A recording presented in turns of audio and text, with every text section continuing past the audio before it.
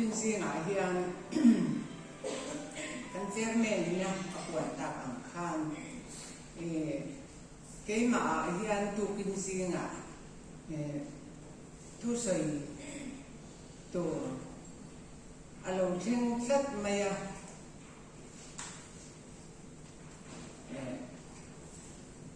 kaboy ang ring ko maya kan pa ka han ro na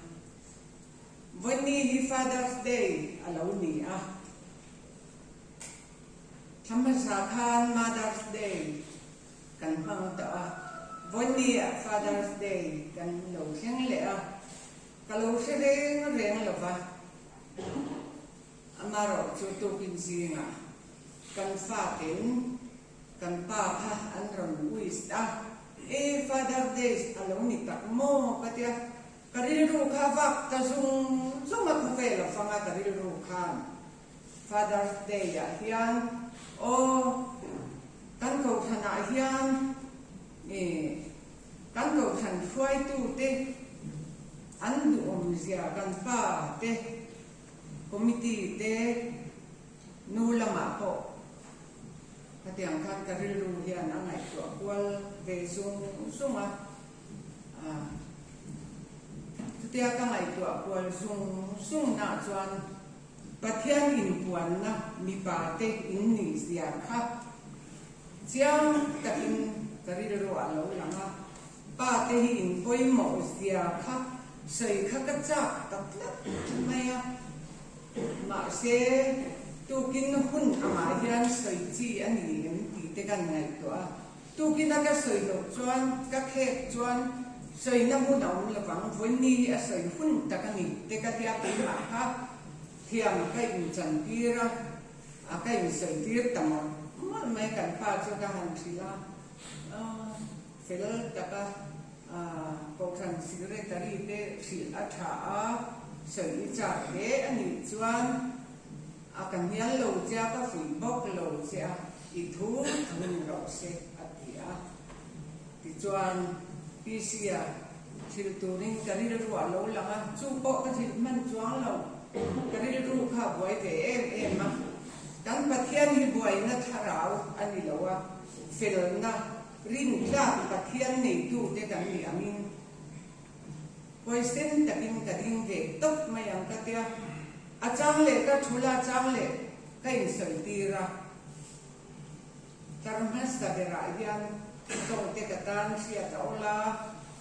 ti in karmas ta bera ka thua mitan pui tu pilal parmoi alo thu ve alo thu to kan si ngam fata ka sei ngam si lawa sumi to ka dilo ruwa ti so thu sai du kan ne ni a ti in ka han sila kan chairman ni ka lu ve le ka ena ka meeting na mu sia lo to nge ni ka se te chuang lo thu sai tu po an lo thu to ka se te chuang lo ka tar mi ti an non chok nge ni ba ni han ti tlut kha lo boi kha ba chuan pilal par moi chu ka din hun ka sila kan sil sakang che ren ITM atia min sil sak thei chuan ka lom khopang ka tia vonia ti hian ka ram ding ta ka fa te po tu man tu kin jing ka ding tu hi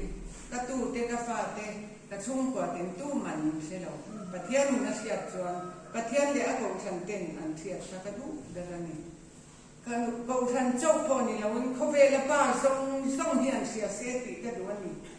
katia wa takin ka thin lunga khan kalo sei lok to tu kin si nga hian ko khan te le pathian ma in ni sia thiam po kadil jewa kan pathian ni chu pathian tha mi felte mi ting lo te mi tinga min pom tu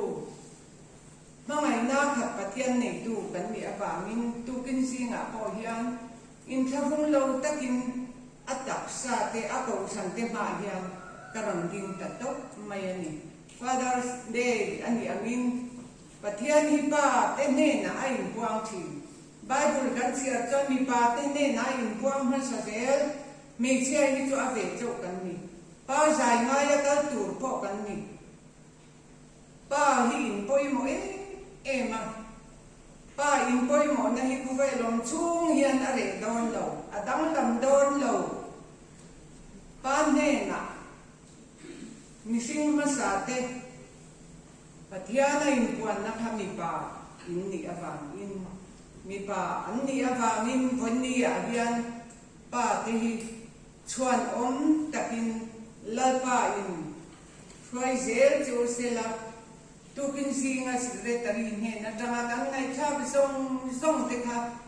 aro pui ka ti amen hallelujah ka ti ka tin luin au vak te ka cha ma se kading dawan thawa ka te ka in sunga kan ko than phoi tu te an thatia te ko ve la hian pa ro pui tak an tam lu tu ke mi mo te po hian an ming soi thei lo mai la pa te ro tui mi chan chin mi rin om le mi tha pathiani na ada tam zia hi chumi singa chuan tukin singa pa lo kal song te hi pathian pa padu lai a in puan na in ni theu theina turin sarau thiang lim fin na le ruai na om pui na nun tam nun tha in dong theu theina turatana ma in fuai na hi lalpan mal song zel cheu sela he ko than hi ro pui takin fuai tu dik tak kan pathiani na mi pa te ne na in buan na hi ro pui takin lo al chuak zel sela ti hi lalpan in sabai in mal song cheu ro se ka tu sai hi ka ri ruwa khat liam karon saya lapa in nun tam tak in ni theu theina turin pa te kha adu cheu ni ti kha kan soi ve ani e kalom ne